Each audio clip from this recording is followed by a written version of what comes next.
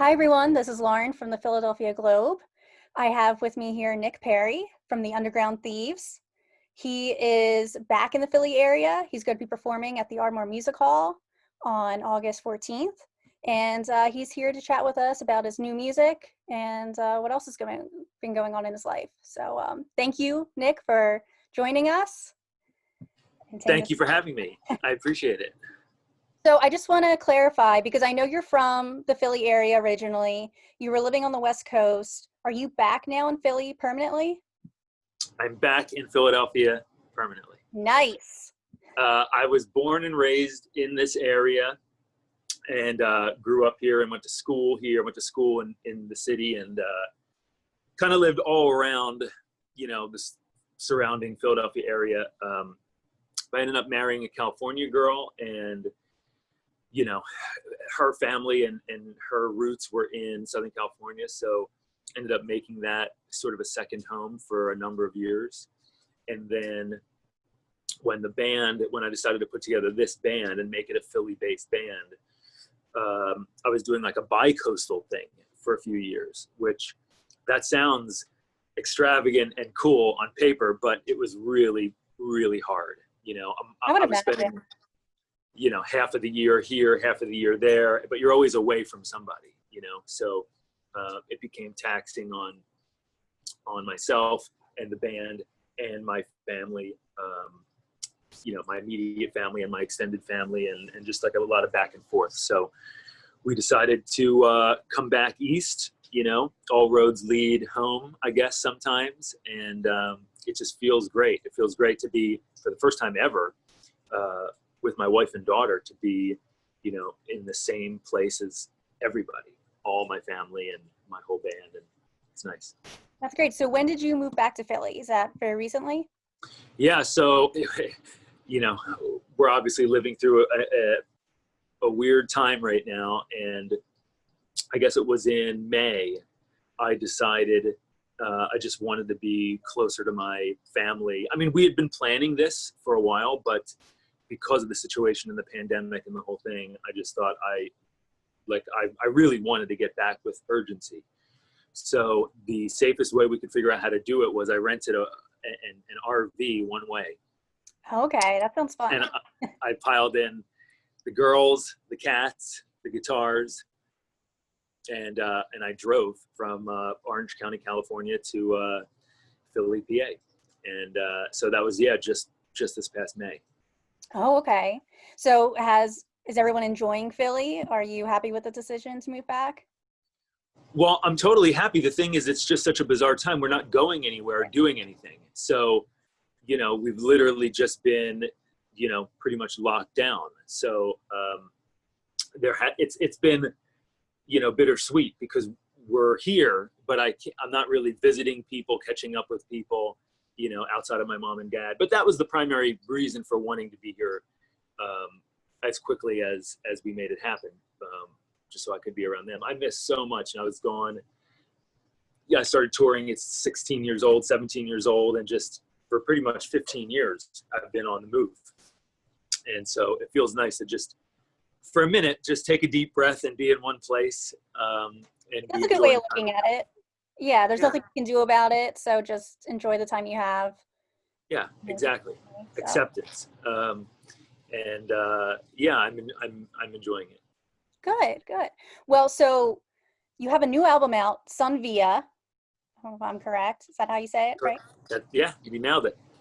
So, and that, you've released some singles for it, but then at the show in Ardmore Music Hall, that's where it's the full album release, correct? Yes. So kind of the way, I don't know, do you want me to go and explain a little bit about how it came to be? Yeah. Okay. So about 2.5 years ago is when I decided to start the band. And it was, as you remember, because we had done some shows at the Ardmore along the way, and I was releasing singles along the way.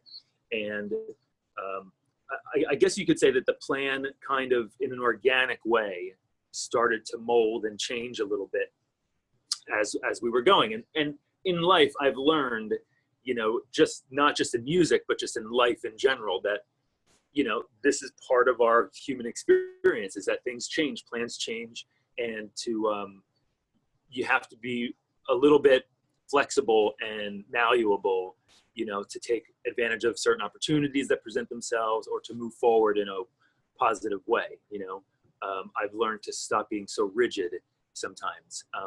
That being said, I had a vision and I wanted to see it through, but the plan was evolving over time. So as I was creating and writing and recording material for this thing, just the context in which it was all happening started to change, and it started to congeal, because initially back in 2017, which is crazy to think, the first session for this album took place December 1st, 2017. That seems like eons ago now.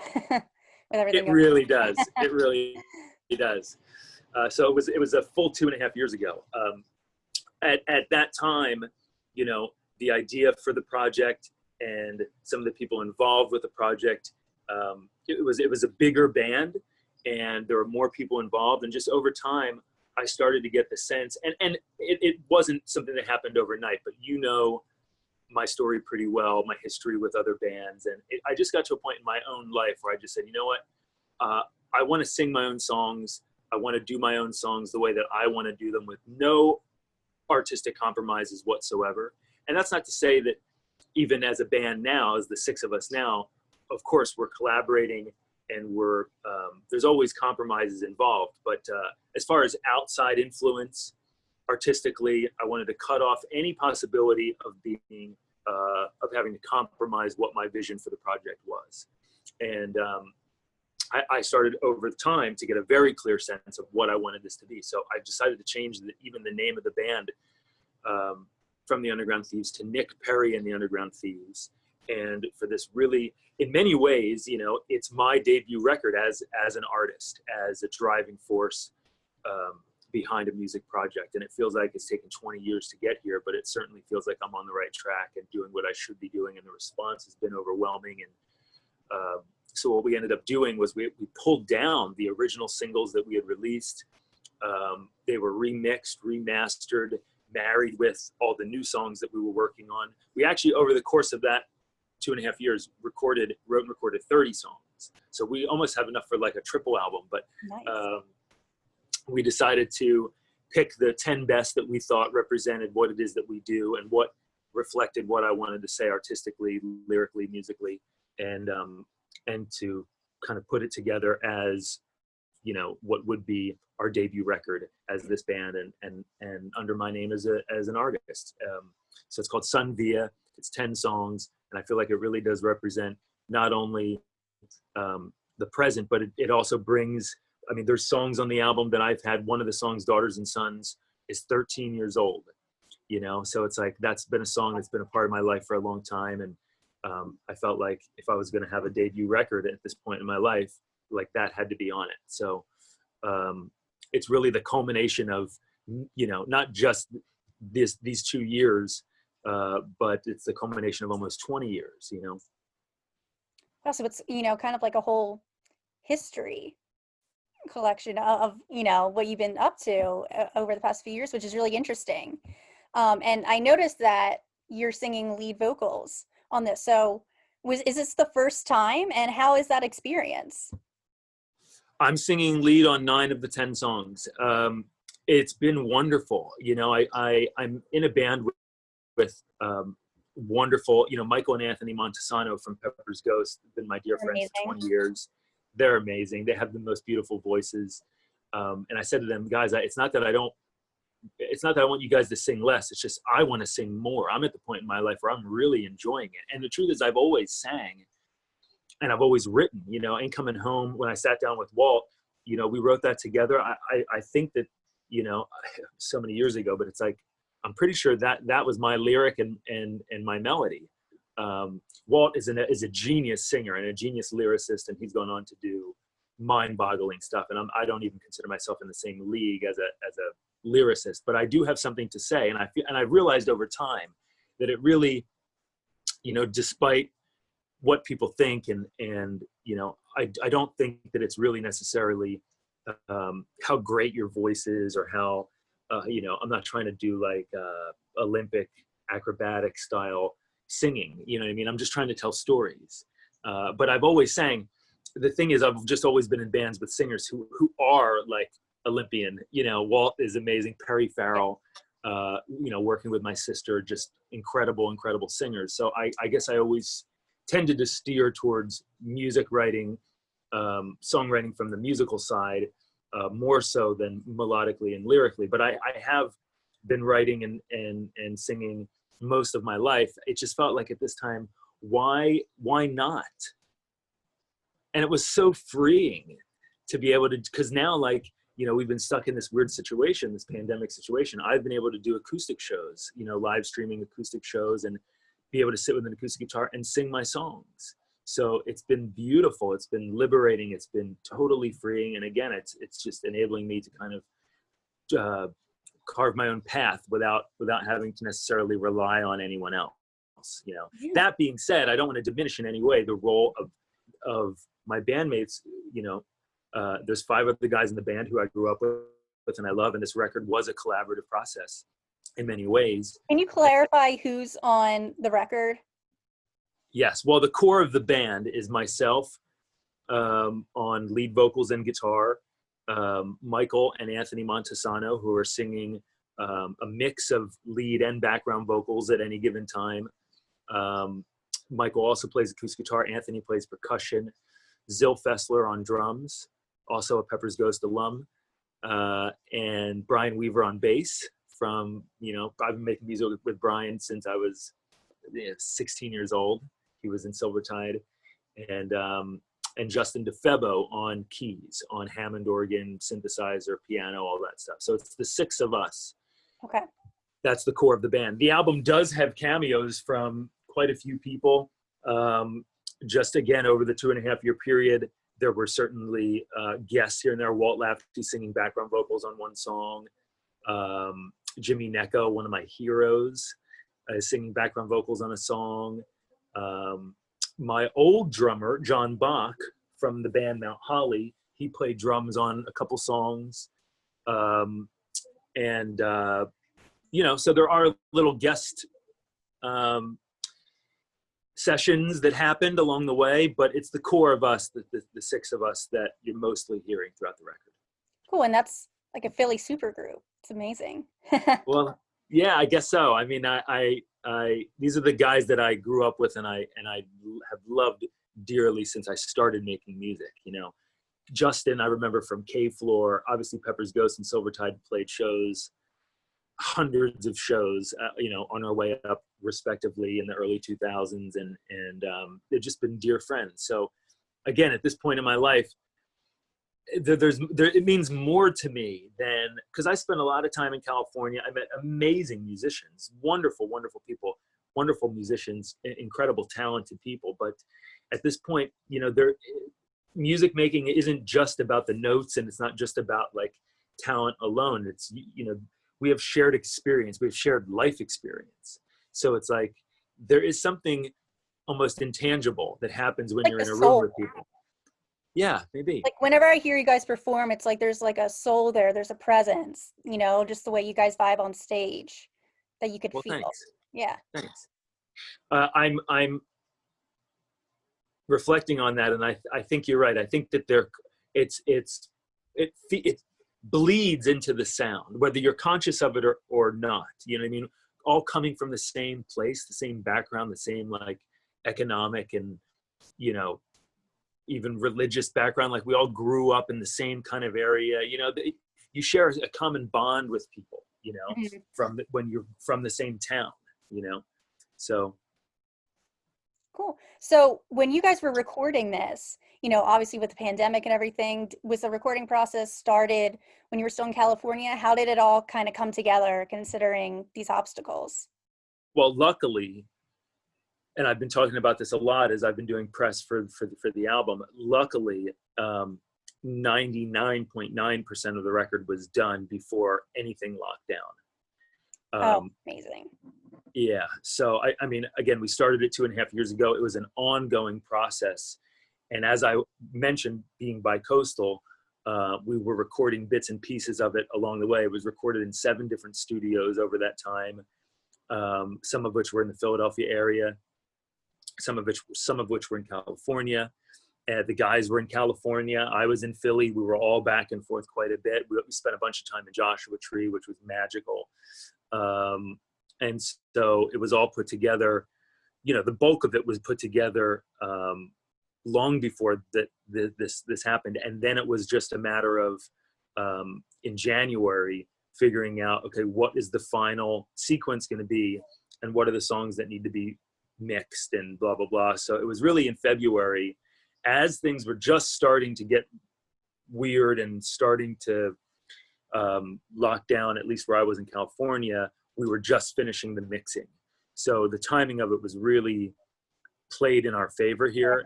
Yeah. Yeah, really grateful, because if it had been a different way, then there would be no album to be talking about right now, you know? Yeah, I know there's people are getting creative right now, but I mean, talk about challenging. So that's great. And I know I've been seeing on YouTube, you've been releasing kind of deconstructing each song on the album.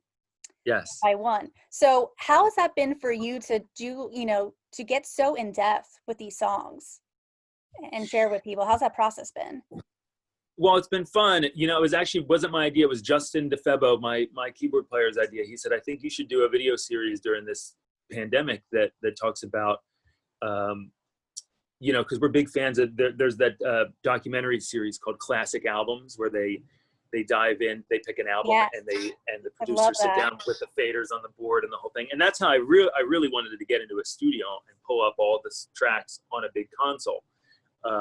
Because of the situation that we're currently in, that was just a little bit unrealistic. But because I produced and recorded the album, I have all the sessions. You know, I recorded this whole record. So I was bringing my laptop and hard drives from studio to studio to studio. I'm intimately familiar with every instrument, every process, every technique, every captured how they were done, the inception of the song, the thought process behind each part. You know, I was present and leading the charge for all of it. So I happen to just have that knowledge to be able to share. And I'm actually glad I started doing it, because as more time goes on, I'm starting to forget stuff. So when I was pulling up certain tracks, I was like, oh my gosh, I forgot we did this. I forgot we did this. There was this. So I'm actually glad it actually became almost, I think, like a nice little time capsule, because I don't know that in 20 years from now, I will remember the details so intimately. You know, I'll probably remember the broad strokes, but I think it was a good idea and a good exercise to verbally share this stuff and actually have it documented and somewhere. So if 30 years from now I wanted to recall how I did something, I could actually go back and watch one of these videos, you know. I mean, who knows? Sometimes I feel like my brain is a hard drive, and there's limited space, and like as you learn more, sometimes you forget other things. You know, it's the old, like, if you don't use it, do you lose it kind of thing. Yeah. You know, jury's still out on that. I don't know, but I do think it was a cool thing to do, just even for my own purposes. But so far, people seem to be really reacting strongly on Instagram. People, you know, have eaten them up and they love the videos, and they said that they've learned a lot. And if that's the case, awesome. That makes me feel great. Yeah, they're really cool and educational, especially for young musicians too, who are so new to this process.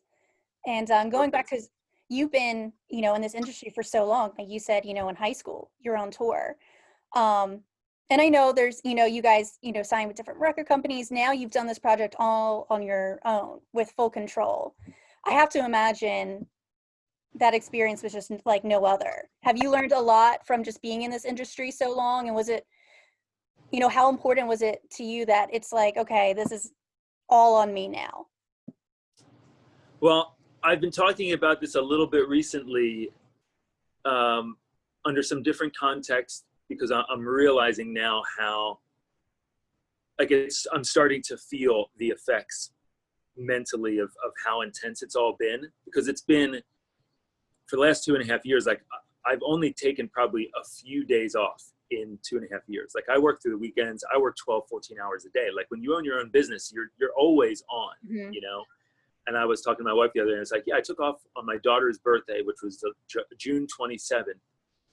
I can't remember the last day I took off before then. Like, I don't go on vacations. I don't take time off. Like, there's no time when you're doing all of it, you know. Now, I mean, I'm lucky now. I'm starting to build up a small but mighty team around the band, working with great people like Chip, and we've got a great manager now and a booking agent.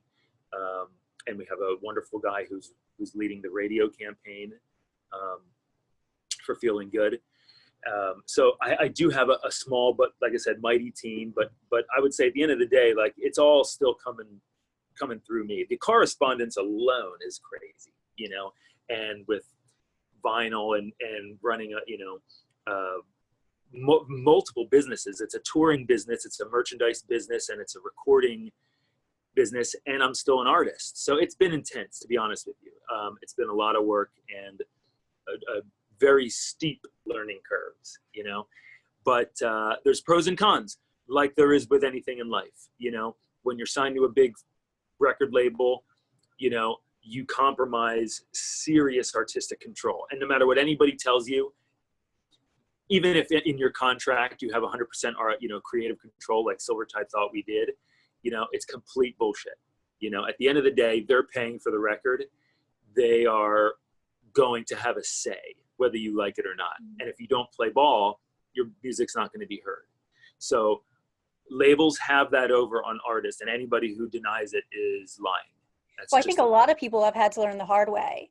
I mean, I hear that from so many young bands, you know, where, you know, the rose-colored glasses, I guess. Yeah, I've learned it the hard way. That's not to say, though, that it's bad, because, again, there's pros and cons. With Silvertide, you know, we did have to compromise certain things, but we had this huge machine that was able to push us through the threshold of noise at the time and break the band into, you know, the international scene. Like, I wouldn't have been able at 17 to, like, get my record, you know, #1 in Japan. Like, how the hell would I have done that? You know, it would have been impossible. So there are, you know, there's still a thing for major labels, for indie labels. They all have a place in the world, and they all have something to offer. But like I said, with anything in life, there are pros and cons, and you have to weigh them out for your own situation. At this point in my life, the most important thing to me was the artistic control and being able to do what I wanted to do. There's no way in the world. So Feeling Good is on the radio right now, and it's getting played nationally. It's rising up the charts. I've heard it on WMMR. You did? Yeah. Awesome. So, you know, that song has a 1-minute guitar solo in the middle, like a full 1 minute. You know, that's the third of the length of most songs on the radio.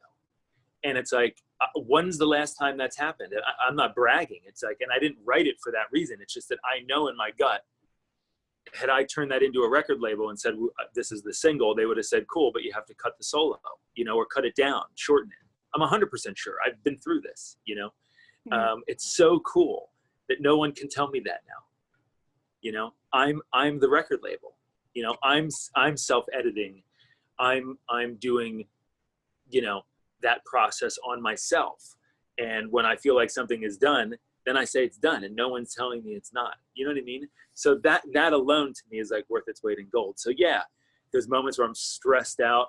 I'm wearing 10 people's jobs hats, and I'm running around like a chicken with no head, trying to figure out how to get this done and how to get that done. And being independent has its drawbacks, but for the reasons I just mentioned, there's also like incredible, you know, upside. True. Yeah. I mean, what you're saying, I mean, that is a luxury that probably a lot of artists are jealous of, the fact that it's like, there's no one, you know, that you have to compromise with. So, and I think, you know, the album shows that, you know, this is true vision, and feels very cohesive from what I heard. And thank you. Yeah, it's very cool. Thanks. So when you guys perform at Ardmore Music Hall, that's officially, I believe, the album release show? Yeah, the album comes out on August 14th, and the show is on August 14th. Cool. So I know you guys are going to be performing on the stage. Most people will be live streaming, but I believe it's a free live stream, which is really cool. It is. We're doing, I mean, from our perspective, nothing will change. It will be a full band, full production, lights, sound, fog, the whole thing. I mean, it'll be a full on show, you know, and we've been working on it for, you know, the last year, but we do have like a really nice stage production now that we've worked towards building. And so from our perspective, it will be exactly the same as, you know, a normal show. However, the big change will be that there's going to be you know, the entire room will be filled with cameras and not audience members. But Ardmore has partnered with Nugs TV, who's done incredible work. You know, for years, they've been leading the charge for live streaming events way before pandemic. You know, they've been doing huge shows all around the world, from Red Rocks to Madison Square Garden, you know, live streaming and bringing the ability to bring a show into your own home. Now more than ever, it's like that's the perfect model. So we wanted it to be, we wanted to bring the show to everybody who couldn't come and be there in person. So that was the idea. And it's free. So, you know, I think it's a total win-win. Of course, we are asking people to consider and encouraging people to make donations, which will be split between the band and the staff of the Ardmore Music Hall, which I think is awesome. And, you know, we're encouraging people to do that, but it is a free show and people will get to enjoy it from the comfort of their home. That's great. I mean, you know, it's progress in these times. So just the fact you guys are going to be on, I mean, when was the last time you were on a stage like that, you know, performing like a full production? December 29th and December 30th, 2019, we did 2 nights sold out at the Fillmore opening for the Struts. Those are our last shows. I saw that, which was great. I actually was going to ask you because you guys are going to open up for the Struts again later in August. We are. We're doing 2 shows. They're going to be drive-ins, another new experience, which should be, I think, pretty cool. So it will be, you know, well, the first one is in Butler, Pennsylvania at a place called the Starlight Drive-In. And I think that's like an old school drive-in movie theater. Like, you know, when I was a kid, I mean, it was at the tail end of my, you know, of probably the era of that when I was a kid and, you know, very young, you know, in the late 80s and early 90s. But my parents took me to a couple drive-in movie theaters to see. I think we saw 101 Dalmatians, like when I was a little kid, you know, at like a drive-in theater. I've never been to one of those. They seem so cool though. Yeah, it was really cool. So cool that is coming back. And then the second one will be at Citizens Bank Park, which is crazy huge. And I think will be exciting. And that's an MMR show with the Struts as well. So I think that's in a parking lot, but it's also a drive-in show. So it'll be a new experience for me. I've never been on a stage just looking out at cars, but I'm stoked. I mean, I get to do what I get to do again, which is awesome. So I'm not complaining. I got to give it to the music industry. You know, I mean, they're so tough because they were the first to shut down. Who knows when venues will be able to open up. Probably the last to open up. Exactly. So the fact that they're getting creative like this, it is awesome. You know, they're taking lemons and making it lemonade. Yeah. So give the props for that. When you opened for the Struts last time, I'm curious, did you guys get to interact with the band? Yeah, I've been friends with those guys for a long time, actually. I've known Luke. I guess I met Luke first. I've known him for years, since like the 2013 or 14. And I met Adam, their guitar player, shortly after that. And I just, you know, developed a friendship with the band. So by the time, you know, we got to play with them, we were just like hanging out like friends, you know. So we had a nice time. I got up on stage the second night of the Fillmore and I played Jumpin' Jack Flash with them. I was there for that and I was in heaven. I just love their stage performance. You know, they have great energy and that song was killer and you were killer, but yeah, those shows are awesome. So I imagine, you know, when you guys open for them again, hopefully there's some other surprises like that. I can't confirm or deny, but just perhaps maybe. Yeah, they're all really great guys. We love them. We love the band. We love the music. We love the people. I think it's a great fit, you know. Cool. So other than those shows happening in August, do you have anything else on the horizon? You know, nothing that I can specifically confirm. There's lots of things that are possibilities, you Okay. know. I think for sure people can expect more live stream events as just a way that we're going to move forward in a more consistent way. I mean, I don't think that, I mean, until 2021, I don't even think that like legitimate touring is even going to be talked about, you know. And to Hmm. be honest with you, I don't even know. I mean, a lot of people are replanning booking tours that were pushed back from this summer to next summer. We're all hoping that they can happen, but no one knows. So I think the future, as my booking agent says, like the future of this industry is being able to be nimble and being able to be quick on your feet, to adapt and and try things a different way, and to really adapt to the changing times. You know, I just read this thing that Melissa Etheridge has been doing. She created a subscription service for live streaming her shows, and she was in Forbes. Like, she's making $50,000 a month on this subscription service from her Wow. home. From her Good home. for her. Good for her, is right. You know, and I just think that that's so cool. You know, obviously she has a large fan base, and you know, that she's able to do those numbers. But I think where there's a will, there's a way. And if Hmm. somebody is willing to adapt and move with the times, which I think, you know, we all have to do, whether we like it or not, as we grow and evolve, and as time keeps ticking, because you know, the future only goes one way. So we have to roll with it, and we hope it's in a positive and healthy way, of course. But you know, it's going to change no matter what. Yeah, I guess just taking it day by day. Like you said, I mean, no one can predict what's going to happen. But so for people on August 14th, when Sunvia is available for purchase, where can people buy that? So at any time, even now, it can be pre-ordered. But starting on August 14th, they can buy it through our website. We partnered with a store called an awesome company called Merch Mountain, based in Atlanta, Georgia. So they're handling the physical goods, but they're accessible through our website, which is nickperrymusic.com. Perri with an I for anybody who doesn't know. So it's on vinyl, which is awesome. First time I've ever printed vinyl. Oh, Super that's the excited first about that. time? First time. Oh, wow. Big That is moment. really cool. I didn't know that. Big moment. Yeah. So vinyl, CD, and of course it's available. It will be available digitally, the full length record on iTunes, and it'll all be streaming, you know, all over on every possible platform imaginable.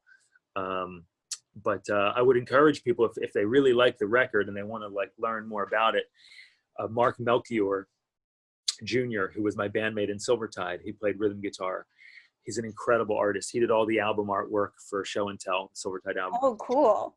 I asked him if he would come out of his album artwork retirement, and design my album packaging.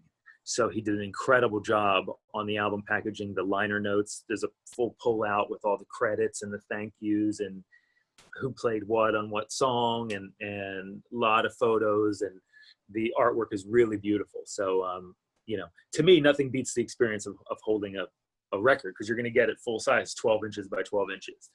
But for anybody who listens to music on any format, it'll be available. And even I thought, someone asked me the other day if we're going to print cassettes, and I was like, man, I love you. That's so cool, because cassettes have made a comeback. I know it's I like know, right? Who more would of a have niche thought? thing, but I definitely would like to later in the year do a run of cassettes, because I just think, why not? I mean, hell, why not? We'll do 8-track, like 2020, whatever. you know, do whatever you want. Yeah, do whatever I want. Cool. Well, thanks again so much for taking the time to speak with us. I'm really excited for the full album release and for the Armor Musical Show and the other shows with the Struts. I guess just to end it, I'm curious, once things open up again, what's one of the first things you want to do now that you're back in Philly? Um, Probably go to South Street, do some shopping, some vintage stores. There's an awesome vintage store on South Street called Racks. Um, I'd love to just go hang out down there, do some shopping, get some cheesesteaks. I'd love to go to the art museum. I mean, I know I'm from here and it's maybe a little cliche, but I love Rocky. I love the story of Rocky. I love everything about it. I've run up the steps probably 3,000 times in my life, and I would love to do it 3,000 more, you know? So just like to get out and enjoy the city. It's a beautiful city, and Kelly Drive, you know, and Love Park and Rittenhouse Square. Like, I just want to go and experience the city and show my daughter, who's never really gotten at this age to really comprehend like what the city of Philadelphia is all about. Oh, okay. That'll be really cool. I'd like to just show her some of my favorite spots, you know. And New Hope, Pennsylvania. I freaking love New Hope, you know. I want to get up there and experience that town and you know, all my fellow hippies. So lots of things on the to-do list. Yeah. Yeah, great. Any final thoughts? I'm just grateful. I'm grateful to everybody out there who's been supporting me for many, many years. Same with you. Thank you. I know we've been talking and doing stuff together for a number of years, but people, you know, a lot of people have been following the journey since Silvertide, and I'm grateful to have them along the ride. It's been quite the ride, you know, but I feel like in a lot of ways, perhaps, you know, everything that's been prior to this moment to doing just, you know, I'm almost feeling like this is like the actual start of the next 20 to 30 years of my life, you know, the next 20 to 30 years making music under my own name with an amazing band, of course, but that this is the beginning of my career, not the midway point, certainly not the end. So in some ways it feels like everything else that came before was maybe just like a big dress rehearsal, you know, and the show starts now. Cool. That's exciting. Yeah, it is. Yeah, it's a great outlook to have. It's the truth. It's how it really feels. So it's not a line I'm spewing out. I feel it. Yeah. Well, I'm just so happy for you because, yeah, I've been one of those that followed you guys through the Silvertide days. I mean, I covered you guys for my high school newspaper, and I won't say how old I am now, but so it has been so cool just between the different projects you've done and the other members. It's just so exciting. And, you know, seeing you and Brian on stage and just, you know, the other guys from, you know, Pepper's Ghost and everything, and seeing you guys at the Yard more. It's just like, again, I really hope everyone tunes into that live stream because I think you'll still be able to sense the energy that you guys have on stage. It's just, yeah, it's just pure rock and roll and fun. So. Oh, thanks. I think you will, because those productions there are awesome. It's going to be, for people who don't know, like, it's going to be a multi-camera, you know, like a concert. It's going to look like a concert film, like with multi-camera, and like, you know, it's not going to be some shoddy operation. It's going to be super pro. So I hope that people tune in, because I think you're right. I think that the vibe of what we do will definitely shine through. Yeah. Okay. Well, thanks again, Nick. And we'll see you on stage. Awesome. Thank you for having me. I appreciate it. Yeah, absolutely.